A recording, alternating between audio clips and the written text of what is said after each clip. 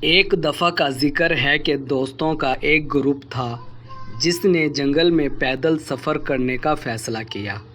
انہوں نے ایک خوبصورت راستے کے بارے میں سنا تھا جو جنگل کے درمیان درختوں میں سے گزر کر ایک شاندار آبشار کی طرف جاتا تھا۔ آبشار کو دیکھنے کے لیے پرجوش دوست اپنی منزل کو پانے کے لیے صبح سویرے ہی روانہ ہوئے۔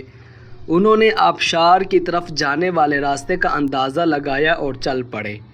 جب راستہ جنگل میں سے دوسری طرف مڑ گیا تو وہ درختوں اور جانوروں کی خوبصورتی کو دیکھ کر حیران رہ گئے۔ جب وہ چل رہے تھے تو دوستوں میں سے ایک جیک نامی ایک شرارتی نوجوان کو شرارت سوجی۔ اس نے باقی دوستوں کو بے وقوف بنانے کا فیصلہ کیا۔ وہ جانتا تھا کہ یہاں ایک اور راستہ بھی ہے جو آبشار کی طرف جانے کی بجائے ایک ویران راستے کی طرف جاتا ہے، تو اس نے باقی دوستوں کو اس راستے کی طرف لے جانے کا فیصلہ کیا۔ دوسرے دوستوں نے سمت میں تبدیلی کو محسوس نہیں کیا، اس طرح وہ سیدھا چلتے رہے، بالکل بے خبر کہ اب وہ صحیح راستے پر نہیں ہیں۔ چلتے چلتے وہ سوچنے لگے کہ آبشار تک پہنچنے میں اتنی دیر کیوں لگ رہی ہے۔ وہ کئی گھنٹوں سے پیدل چل رہے تھے اور انہوں نے ابھی تک آبشار کا کوئی نشان نہیں دیکھا تھا۔ اچانک انہیں محسوس ہوا کہ کچھ گڑبڑ ہے۔ وہ بہت طویل وقت سے اس راستے پر چل رہے تھے اور وہ بھٹکنے لگے تھے۔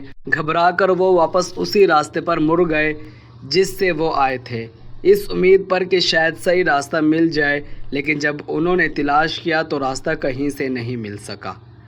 ابھی وہ امید چھوڑنے ہی والے تھے کہ انہوں نے پیچھے سے جیک کو زوردار کہکا لگاتے ہوئے دیکھا، جو اس قدر ہنس رہا تھا کہ اس کی آنکھوں میں آنسو تھے۔ "تم کیوں ہنس رہے ہو؟" دوستوں نے حیران ہو کر پوچھا۔ "ہم راستہ کھو گئے ہیں اور یہ کہکے لگا رہا ہے." ایک دوست نے خفا ہو کر کہا۔ "اوہو، تم آبشار تلاش کر رہے ہو!"